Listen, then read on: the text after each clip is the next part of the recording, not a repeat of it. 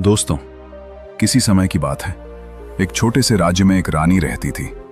वो बेहद सुंदर, तेजस्वी और दयालु थी, परंतु उसकी जिंदगी दुखों से भरी हुई थी। उसके पति राजा वीरेंद्र हमेशा युद्धों में व्यस्त रहते थे और रानी चंद्रलेखा को राजमहल में अकेला छोड़ जाते थे। एक दिन वन भ्रमण के दौरान रानी चंद्रलेखा की मुलाकात एक साधु रुद्रनाथ भैरव से हुई। रुद्रनाथ भैरव ने केसरिया वस्त्र पहने हुए थे। उसकी दाढ़ी घनी और बाल लंबे थे। उसकी आंखों में एक अजीब सी चमक थी जो लोगों को मोहित कर देती थी। कपाल भैरव ने रानी को देखकर कहा, देवी, आप बहुत उदास लग रही हैं। मैं आपकी मदद कर सकता हूं। मेरे पास ऐसे मंत्र हैं जो आपके जीवन को खुशियों से भर सकते हैं। रानी चंद्रलेखा ने विनम्रता से सिर झुकाते हुए कहा, साधु महाराज, मेरी खुशी तो बस मेरे पति के साथ रहने में है, लेकिन वह सदा युद्ध में व्यस्त रहते हैं। यदि आप कुछ कर सकते हैं तो कृपया उनका मन मेरे प्रति मोड़ दें। रुद्रनाथ भैरव ने उसे सहानुभूति से देखा, लेकिन उसकी नीयत कुछ और थी। वह धूर्त और कपटी था। उसने रानी को कहा, देवी, आपके लिए एक विशेष पूजा करनी होगी, लेकिन इसके लिए आपको कुछ समय मेरे साथ एकांत में बिताना होगा। केवल तभी यह मंत्र प्रभावी होगा। रानी चंद्रलेखा अपनी बेबसी और अकेलेपन के कारण रुद्रनाथ भैरव की बात मानने को तैयार हो गई। वह साधु के साथ उसके आश्रम जाने लगी, जो जंगल के बीचों बीच था। आश्रम का वातावरण रहस्यमय था। चारों ओर अजीब सी शांति थी जो भयावह लगती थी। रुद्रनाथ भैरव ने रानी से कहा, आपको मेरे निर्देशों का पालन करना होगा। यह पूजा कठिन है, लेकिन इसके बाद आपका जीवन बदल जाएगा। रानी ने अपनी आंखों में आंसू लिए उसकी बात मानी। रुद्रनाथ भैरव ने रानी को पूजा की शुरुआत के लिए एक गुफा में ले गया, जहां वातावरण में अगरबत्ती की तीखी गंध और दीपों की मंद रोशनी फैली हुई थी। उसने रानी से कहा, ये पूजा केवल पूर्ण समर्पण से ही सफल होगी। आपको अपनी सभी इच्छाओं और शंकाओं को त्याग कर मुझे पूर्ण विश्वास से समर्पित होना होगा। तभी देवी आपके पति को आपके पास लौटा सकेंगी। रानी ने विनम्रता से सिर झुकाते हुए कहा, साधु महाराज, मैं अपनी पूरी शक्ति और भक्ति से पूजा करने को तैयार हूं। बस आप मार्गदर्शन करें। रुद्रनाथ भैरव की आंखों में छलकता लोभ छुपा और भक्ति से पूजा करने को तैयार हूं। बस आप मार्गदर्शन करें। रुद्रनाथ भैरव की आंखों में छलकता लोभ छुपा न रह सका। उसने रानी को झूठी बातों और जटिल नियमों में उलझाना शुरू कर दिया। देवी, पहले आपको शुद्धि के लिए नदी में स्नान करना होगा। मैं मंत्रों का जाप करूंगा और आपको ऊर्जा प्रदान करूंगा, लेकिन यह क्रिया अत्यंत गोपनीय है। इसे कोई और नहीं देख सकता। रानी कुछ घबराई, लेकिन साधु की बातों में फंसकर उसने हामी भर दी। वो नदी की ओर चल पड़ी। रुद्रनाथ भैरव ने उसे लगातार भरोसा दिलाया कि ये सब उसकी भलाई के लिए है। नदी के किनारे पहुंचकर गुरु रुद्रनाथ भैरव ने रानी से कहा, आपके वस्त्र पवित्रता की प्रक्रिया को रोक सकते हैं, इसीलिए आपको इन्हें उतार कर नदी में प्रवेश करना होगा। मैं यहां मंत्र जाप करूंगा ताकि कोई बाधा ना आए। रानी को कुछ असहजता हुई, लेकिन अपने पति के प्रति प्रेम और अपनी बेबसी के कारण उसने रुद्रनाथ भैरव पर विश्वास किया। जैसे ही वो नदी में उतरी, रुद्रनाथ भैरव की आंखों में खतरनाक चमक और अधिक बढ़ गई। लेकिन तभी जंगल की झाड़ियों से किसी के पैरों की आहट सुनाई दी। रुद्रनाथ भैरव चौकन्ना हो गया। उसने देखा कि एक शिकारी वहां से गुजर रहा था। शिकारी ने रुद्रनाथ भैरव को ध्यान से देखा और उसकी हरकतों पर संदेह होने लगा। रुद्रनाथ भैरव ने शिकारी को दूर से आते देखा, लेकिन वो घबराया नहीं। उसकी चालाकी उसे बचने का रास्ता हमेशा दिखा देती थी। उसने तुरंत अपनी मुद्रा को बदल लिया और मंत्रों का जाप जोर से शुरू कर दिया, ताकि शिकारी को लगे कि वो किसी गहरी साधना में लीन है। शिकारी ने पास आकर रुद्रनाथ भैरव से पूछा, महाराज, यहां क्या हो रहा है? ये स्थान तो बहुत सुनसान है। आप किस लिए यहां हैं? रुद्रनाथ भैरव ने बड़े संयम से जवाब दिया, वत्स, मैं देवी के विशेष आह्वान के लिए यहां आया हूं। ये रानी माता हैं जो अपने पति के कल्याण के लिए महान तपस्या कर रही हैं।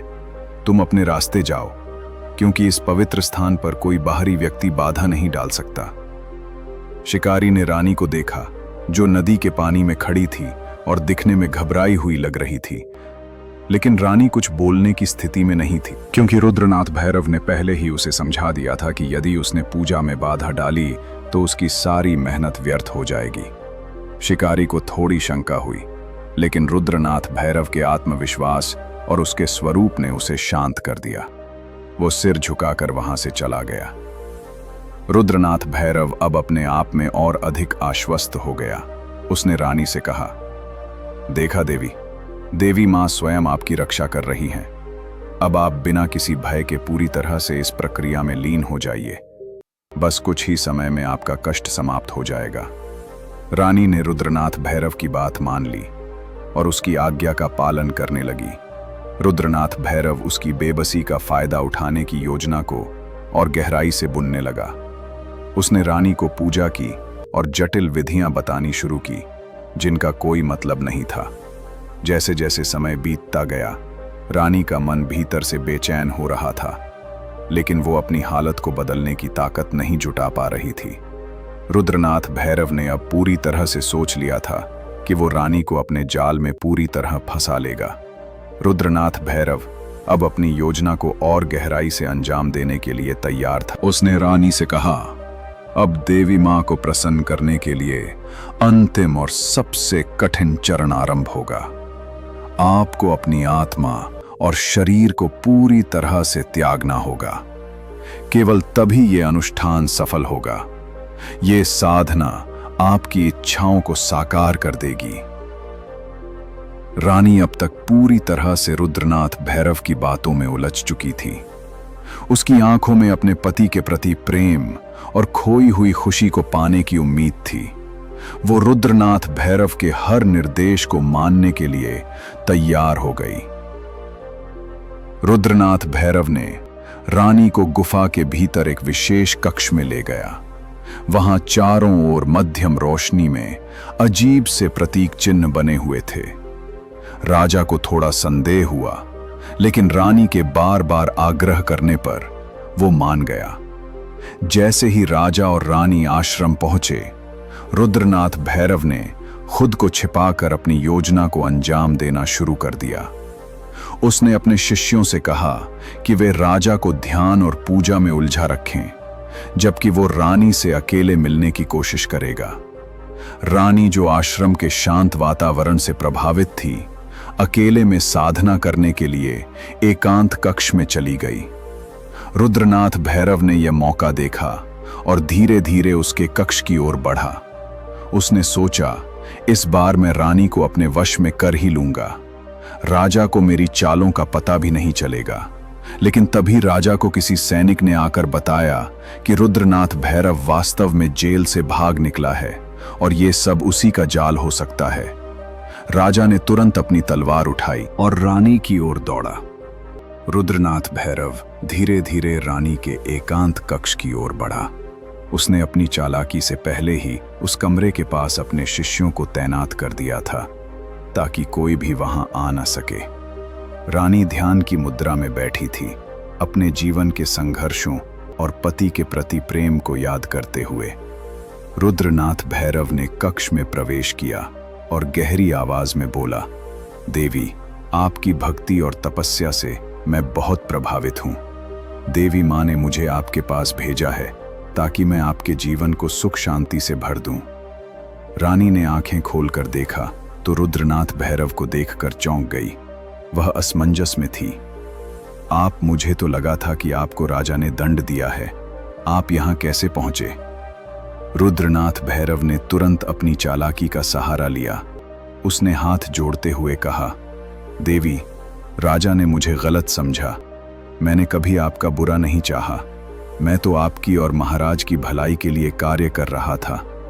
लेकिन अब मैं सीधे देवी मां का संदेश लेकर आपके पास आया हूं। उन्होंने कहा है कि यदि आप मेरी बात मानेंगे तो आपके जीवन की सारी समस्याएं समाप्त हो जाएंगी।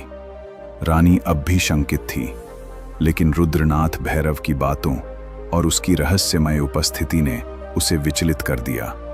उसने पूछा, कैसी बात? क्या देवी माँ सचमुच मेरी मदद करना चाहती हैं? रुद्रनाथ भैरव ने मुस्कुराते हुए कहा, हाँ, लेकिन इसके लिए आपको अपने मन और शरीर को पूरी तरह से मुक्त करना होगा। आपको यह विश्वास करना होगा कि मैं केवल आपका मार्गदर्शक हूँ। आपकी मुक्ति मुझे और सुख शांति मेरी साधना से ही संभव है। धीरे धीरे कपाल भैरव ने अपनी मीठी बातों से रानी का भरोसा जीत लिया। उसने रानी को यकीन दिलाया कि राजा और राज्य की भलाई के लिए ये सब जरूरी है। उसने रानी को ध्यान और पूजा के नाम पर और गहराई से अपने जाल में फंसा लिया। इस बीच राजा वीरेंद्र, जो सैनिकों से सूचना पाकर रानी को बचाने के लिए आश्रम की ओर दौड़ा था, वहां पहुंचने में देर कर चुका था। जब राजा ने आश्रम में प्रवेश किया तो रुद्रनाथ भैरव के शिष्यों ने उसे रोकने की कोशिश की। राजा को यह समझते देर नहीं लगी कि यह सब एक गहरी साजिश का हिस्सा है। रुद्रनाथ भैरव ने रानी को पूरी तरह अपने वश में करने के लिए अंतिम कदम उठाने का सोचा। उसने कहा, अब आपको इस कक्ष में मेरे साथ डालनी चाहिए। रुद्रनाथ भैरव ने अपनी योजना को अगले चरण में ले जाते हुए रानी से कहा, अब आपको अपने समर्पण का अंतिम प्रमाण देना होगा। यह एक पवित्र और दिव्य प्रक्रिया है। आप केवल मेरी बातों का अनुसरण करें। रानी ने थोड़ी हिचकिचाहट के साथ सहमति दे दी। रुद्रनाथ भैरव ने गुफा में एक विशेष अनुष्ठान का आयोजन आत्मविश्वास और सोचने समझने की क्षमता को कमजोर कर दिया। वह पूरी तरह से रुद्रनाथ भैरव की बातों और निर्देशों पर निर्भर हो चुकी थी। रानी को अपनी विवशता और अकेलेपन का कोई समाधान नहीं सूझ रहा था।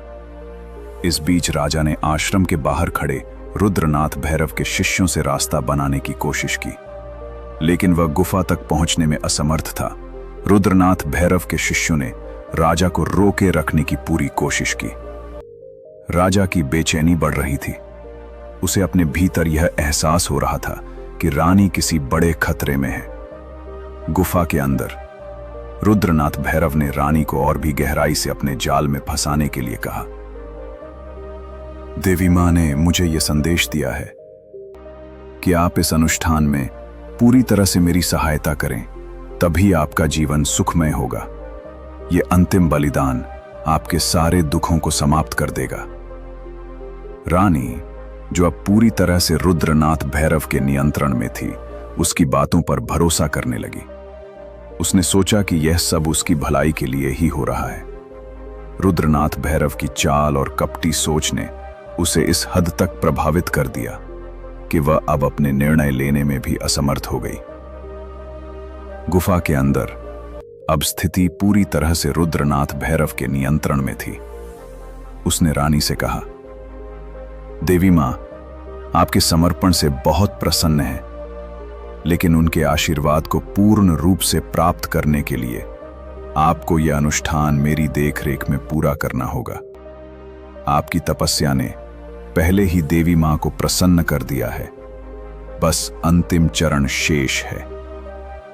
रानी, जो पहले ही भय और असमंजस में थी, अब पूरी तरह से रुद्रनाथ भैरव की बातों में आ चुकी थी। उसने अपनी आंखें मूंद ली और कपाल भैरव के निर्देशों का पालन करने लगी। रुद्रनाथ भैरव ने रानी के विश्वास और उसकी असुरक्षा का फायदा उठाते हुए उसे मानसिक और भावनात्मक रूप से और कमजोर कर दिया।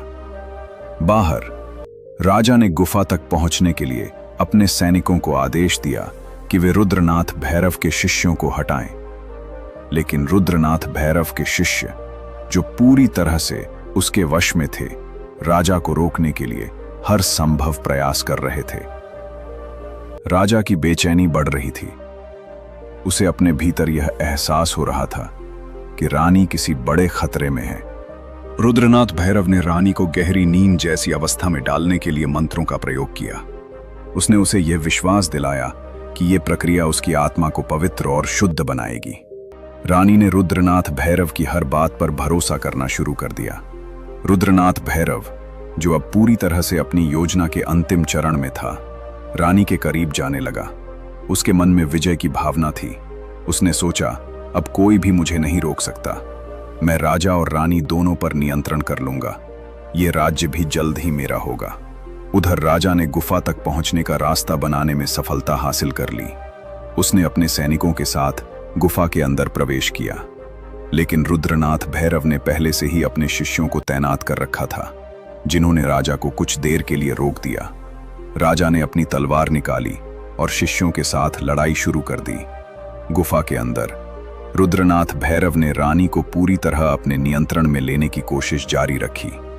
उसने रानी से कहा, अब आपकी आत्मा पूरी तरह से मुक्त हो जाएगी देवी माँ, आपको आशीर्वाद देने के लिए तैयार हैं, बस मेरी इस अंतिम प्रार्थना में शामिल हो जाइए। गुफा के अंदर जब रुद्रनाथ भैरव अपनी योजना को अंतिम रूप देने ही वाला था, तभी राजा ने पूरी ताकत के साथ गुफा के द्वार को तोड़ दिया। राजा का चेहरा गुस्से और चिंता से तमतमा रहा था। उसकी तलवार पर खून की हल्की धारियां थीं, जो स्पष्ट कर रही थीं कि उसने गुफा तक पहुंचने के लिए किस हद तक संघर्ष किया है।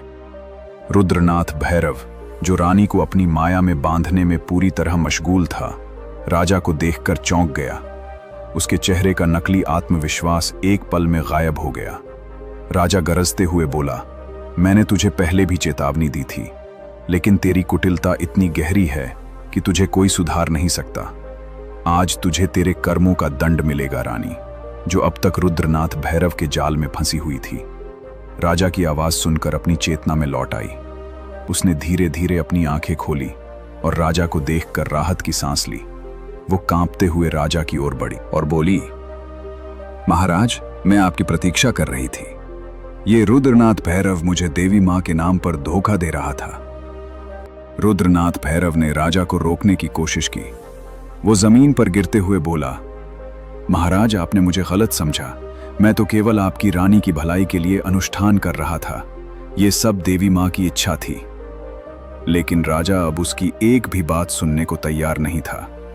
उसने सैनिकों को आदेश दिया, इसे पकड़ लो, इसे राज्य की जनता के सामने ले जाया जाएगा। ऐसे कपटी को सबक सिखाना बहुत जरूरी है।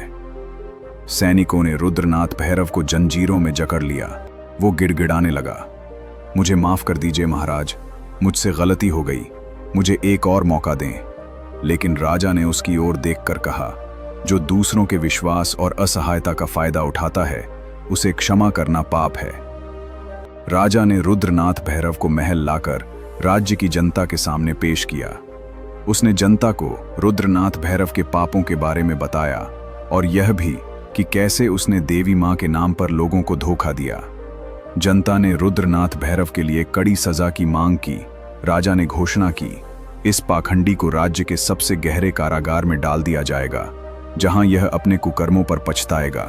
इसके जैसे लोगों को कभी माफ नहीं किया जाना चाहिए। रानी, जो अब राजा के पास सुरक्षित थी, ने कहा, महाराज, आपने सही समय पर आकर मुझे बचा लिया। मैं कभी आपकी इस कृपा को नहीं भूलूंगी। राजा ने रानी को सबसे सांत्वना दी और कहा, तुम्हारी भक्ति और विश्वास से ये राज्य सुरक्षित है। अब कोई भी तुम्हें धोखा देने की हिम्मत नहीं करेगा। इस घटना के बाद राजा ने अपने राज्य में ये घोषणा की कि कोई भी धार्मिक धोखाधड़ी करने वाले को कड़ी सजा दी जाएगी। राज्य में शांति और सुख का वातावरण लौट आया।